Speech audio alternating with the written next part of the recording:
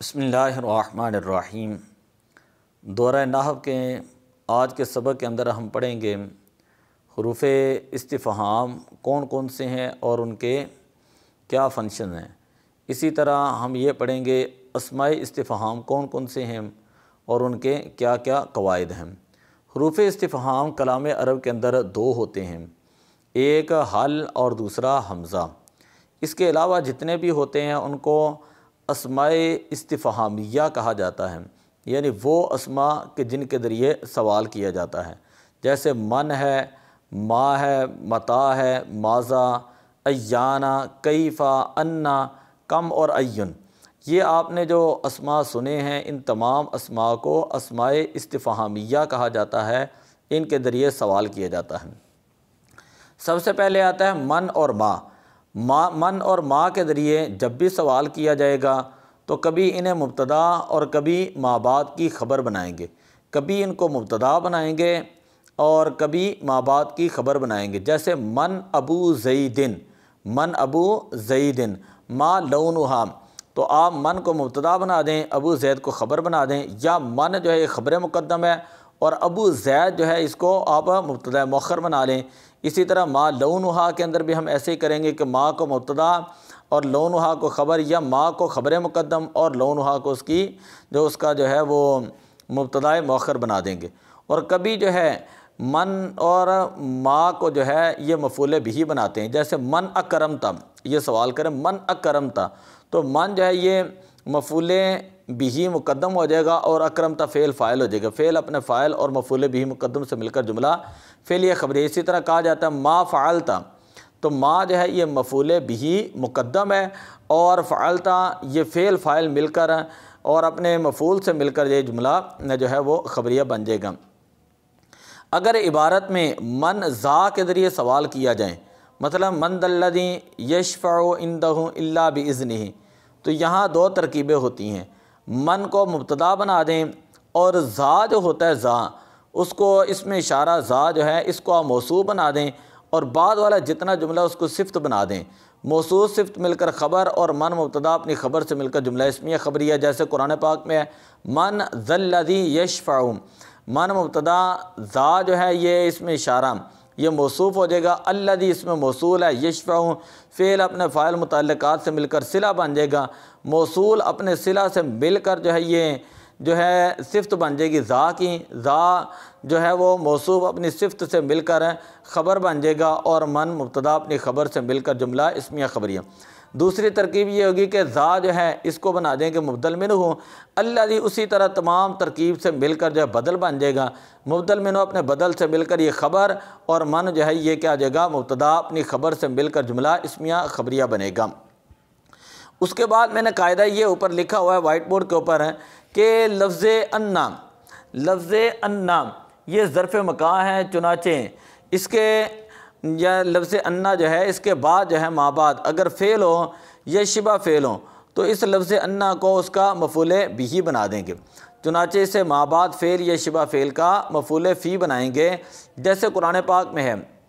یا مریم انا لاکی ہادہ، یا مریم انا لاکی ہادہ، تو اب یہاں پر انا جو ہے ظرف زما ہے اور لاکی جو ہے یہ جار مجرور مل کر یہ ثابت ان کے متعلق ہو جائے گا، اس کا جو ہے یہ انا جو مفعول فی ہو جائے گا۔ دوسرے قرآن پاک میں اللہ تعالیٰ نے ارشاد فرمایا انا یحیی ہذہ اللہ بعد موتہا، انا یحیی، تو اب یہاں پر بھی انا یہ یحیی فعل کا مفعول فی مقدم ہو جائے گا۔ اگر اس کے بعد کوئی فعل مذکور نہ ہو تو پھر معنی کا لحاظ کرتے ہوئے کوئی فعل مقدم مان لیں گے، جیسے پہلی میں نے آیت پڑھی یا مریم انا لاکی ہادہ، اب انا کے بعد فعل تو نہیں ہے لیکن دوسری ترکیبہ ہم یہ کر سکتے ہیں فعل مقدر مان لیں، جیسے یا مریم انا یجیء لاکی ہادہ، کہ اے مریم تمہارے پاس یہ کہاں سے آیا، تمہارے پاس یہ کہاں سے آیا۔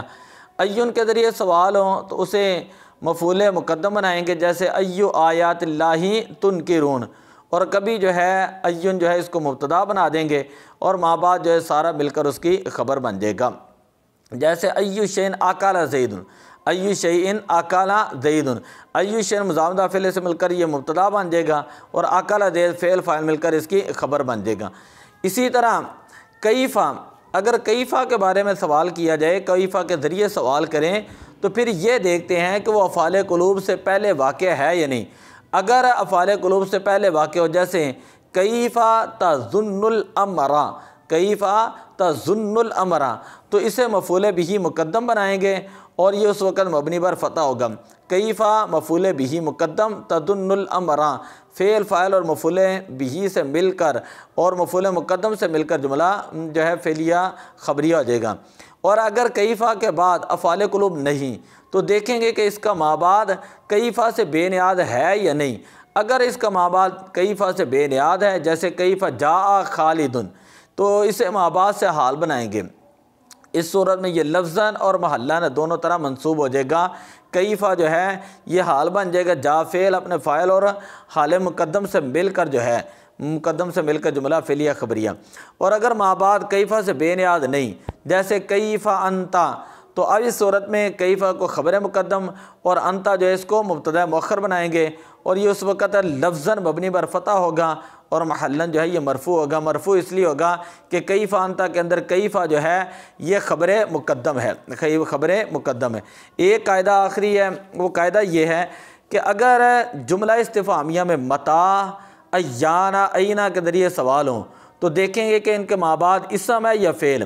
اگر فعل ہوں تو انہیں ما بعد کا مفعول بہ بنا دیتے ہیں۔ متا، ایانا اور اینا کے ذریعے سوال ہو تو ان کے ما بعد اسم ہے یا فعل ہے۔ اگر ان کے ما بعد فعل ہے تو ما بعد فعل کا ان کو جو ہے مفعول بہ، مفعول فی بنائیں گے۔ جیسے کہا جاتا ہے متا تذهب،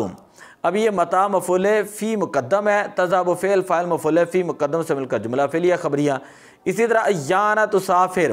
ایانا تسافر، یہاں پر بھی ایانا مفعول فی مقدم ہے۔ اینا تتعلم،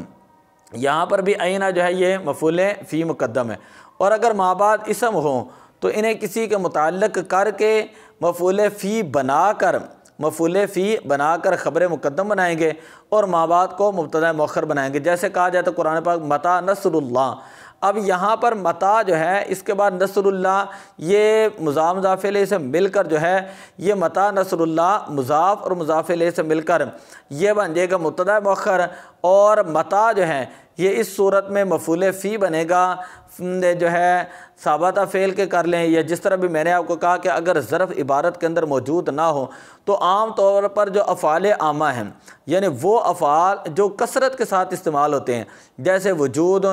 حصول اور ثبوت، کون، نزول، یہ جو افعال ہوتے ہیں ان کے مفعول جو ہے اس کو مقدم کا جو ہے ان کے متعلق کر دیتے ہیں۔ اگر جار مجرور کا ظرف عبارت کے اندر موجود نہ ہو تو عام طور پر افعال عامہ جو ہے ان کو مقدر مانا جاتا ہے اور ان کو ان کے متعلق کیا جاتا ہے۔ تو یہاں پر بھی یہ ہے کہ متا نصر اللہ، اللہ کی مدد کب آئے گی، تو متا مفعول فی جو ہے بنے گا ثابتہ فعل کا، ثابتہ فعل اپنے ہوا فاعل ضمیر اور مفعول فی سے مل کر خبر مقدم۔ اسی طرح قرآن پاک میں ایان یوم الدین، ایانا یوم الدین، یہاں پر بھی ایانا جو ہے یہ مفعول فی بنے گا فعل مقدر کا، اور یوم الدین مضاف مضاف الیہ سے مل کر مبتدا مؤخر۔ اینا اخوکا، یہ اینا اخوکا تمہارا بھائی کہاں پر ہے، تو یہاں پر بھی یہی ترکیب ہوگی کہ اینا جو مفعول فی بنا کر خبر مقدم بنائیں گے۔ اب دوبارہ ذرا ان چیزوں کو سن لیں، حروف استفہام اور اسماء استفہام، ان کے بارے میں ہم نے آج کا سبق پڑھا۔ سب سے پہلے حروف استفہام ہے، یہ دو ہیں، حال ہے اور حمزہ ہے، باقی تمام افعال، تمام الفاظ اسماء استفہام ہیں۔ جیسے میں نے آپ کو پہلے بتا دیا من، ماذا، متا، ایان، کیفا، انا، کم اور این۔ دوسرا قاعدہ یہ ہے کہ جب من اور ما کے ذریعے سوال کیا جائے تو کبھی انہیں مبتدا اور کبھی ما بعد کی خبر بناتے ہیں۔ جیسے من ابو زیدن، اب من مبتدا بن جائے گا اور ابو زید اس کو خبر بن جائے گا۔ یہ دوسری ترکیب یہ ہے کہ من جو ہے یہ خبر مقدم بن جائے گا اور ابو زید مرکب اضافی بن کر خبر جو ہے اس کی جو ہے وہ مبتدا مؤخر ہو جائے گا۔ ما لونھا کی بھی یہی ترکیب ہوگی، اور کبھی من اور ما جو ہے اس کو مفعول بہ بنا دیں گے، جیسے من اکرمتا ما فعلتا، من اکرمتا اور ما فعلتا۔ اگر عبارت میں من ذا کے ذریعے سوال کیا جائے، جیسے قرآن پاک میں ہے من ذا الذی یشفع عندہم، تو یہاں دو ترکیبیں ہوتی ہیں۔ پہلی ترکیب یہ ہوتی ہے کہ من کو مبتدا بنا دیں اور ذا کو جو اس میں موصوف بنا دیں، اور باقی جو جملہ ہے جتنا بھی اس کو تمام کو ملا کر جو ہے صفت بنا کر، موصوف صفت مل کر جو ہے یہ اس صورت میں مبتدا کی جو ہے وہ خبر بن جائیں گے، ٹھیک ہے۔ دوسری صورت یہ ہے کہ من کو مبتدا ہی بنائیں اور ذا جو ہے اس کو جو ہے وہ مبدل منہ بنا دیں، اللہ جس میں موصول اپنے صلہ سے مل کر، اسی طرح تو آپ جو ہے جملہ بن کر جو ہے وہ بدل بن جائے گا ذا کا، ذا مبدل منہ اپنے بدل سے مل کر جو ہے یہ بن جائے گا خبر من کی۔ پہلی ترکیب تو یہ مکمل ہو جاتی ہے۔ دوسرا یہ ہے کہ من کو جو ہے وہ من ذا، یہ پورا ایک مجموعہ جو ہے من دلدی، پورا من ذا جو من دلدی، یہ پورا ایک مجموعہ جو ہے یہ مبتدا بن جائے گا اور یشفع عندہ اس کو اس کی خبر بنا دیں گے۔ اسی طرح انا جو ہے یہ ظرف کے لیے آتا ہے، چنانچہ اسے ما بعد فعل اور شبہ فعل کا مفعول فی بنائیں گے، جیسے قرآن پاک میں یا مریم انا لکی ہادہ، اور اسی طرح انا یحیی ہادہ اللہ بعد موتہا۔ اگر اس کے بعد کوئی فعل مقدر نہ ہو تو پھر معنی کا لحاظ کرتے ہوئے کوئی فعل مقدر مانیں گے، جیسے یا مریم انا یجیء لکی ہادہ۔ ایون کے ذریعے سوال کیا جائے تو اسے کبھی مفعول مقدم بنائیں گے، جیسے ایو آیات اللہ تنکرون، قرآن پاک میں ایو آیات اللہ، تم کون سی آیات کا تم انکار کرتے ہو؟ تو اب اس صورت میں ایو آیات اللہ، ایو آیات اللہ، یہ تمام آپس میں مضاف فعل سے مل کر جو ہے یہ مفعول بھی جو ہے مقدم ہو جائیں گے، اور تنکرون جو ہے یہ اس کا فعل فاعل اور اپنے مفعول بھی مقدم سے مل کر جو ہے خبر بن جائے گا، اور کبھی جو ہے یہ مبتدا بن جاتے ہیں، جیسے ایو شین اکالا زیدن۔ یہ حروف استفہام کے بارے میں بات، اگر کسی کو کوئی بات سمجھ نہ آئی ہو تو وہ ہم سے سوال کر کے جو ہے وہ پوچھ سکتا ہے کہ یہ چیز سمجھ نہیں آئی، اس کو دوبارہ سمجھا دیں، تو ہم جو ہے کوشش کریں گے اس کو دوبارہ وضاحت کے ساتھ، صحیح مثالوں کے ساتھ اس کو سمجھائیں۔ دعا اللہ تعالیٰ ان چیزوں کو سمجھنے کی توفیق عطا فرمائے۔ الصلاۃ والسلام علیک یا رسول اللہ وعلی آلک و اصحابک یا حبیب اللہ۔